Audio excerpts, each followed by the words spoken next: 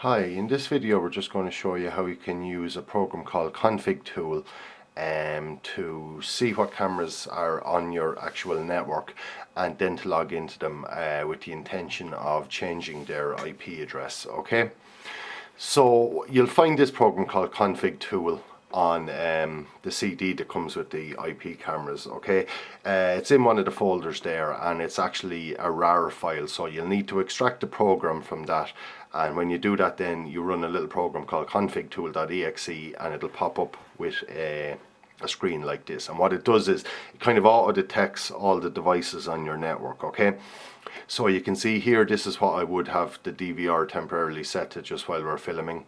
That would be the IP of the DVR, and by default the IP address of the IP cameras is 192.168.1.108. okay, so I only have one hooked up at the moment, so I know this is the one.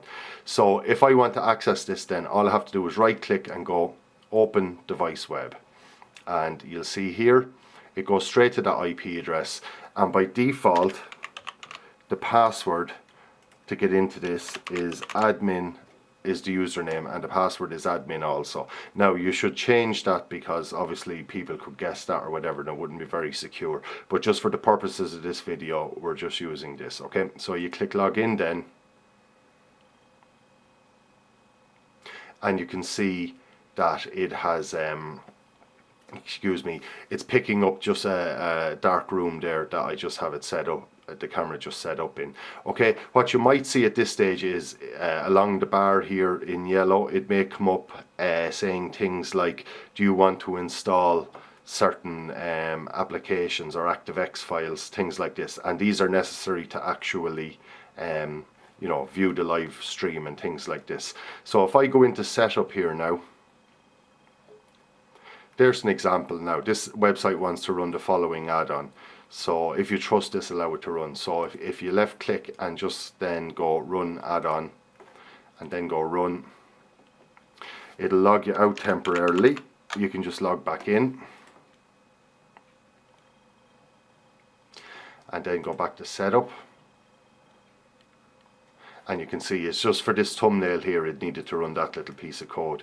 So what I want to do is go here to network, and what I want to do is go to TCP IP. So my camera, what you call it, these will be all set to static, which is the best thing to do, not DHCP, which means they may change every time they're turned, the IP address of them may change every time they're turned on or off.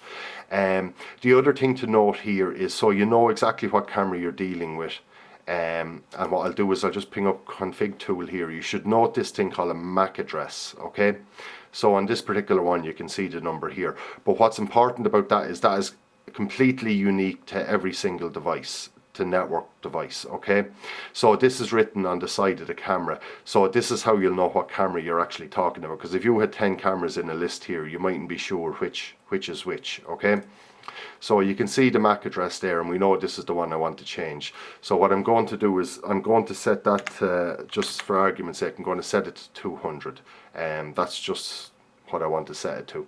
Everything else will be filled in by default generally on your network. Now most networks will be in the format 192.168.1 point and then a number up as far as 255.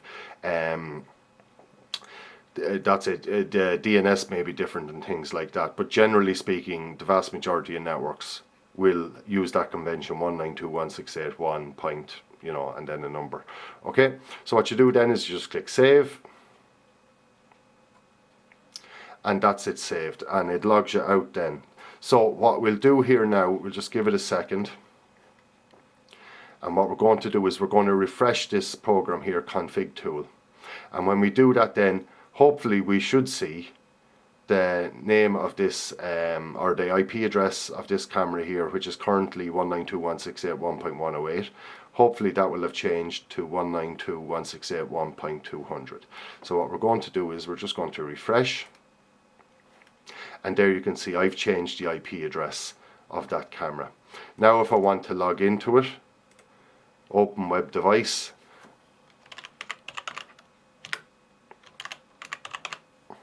So your admin and admin again, what I should say, make sure you change passwords and all these, because they're terrible passwords to come with, you know, these things as default, easily guessable, and would not be a good security measure to leave them intact. So just change them to something complicated, but obviously something that you'll remember.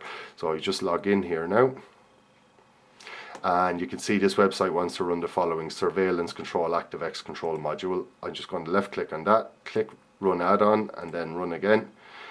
And then it logs you out. When you do that, you just type in admin again, and we log in.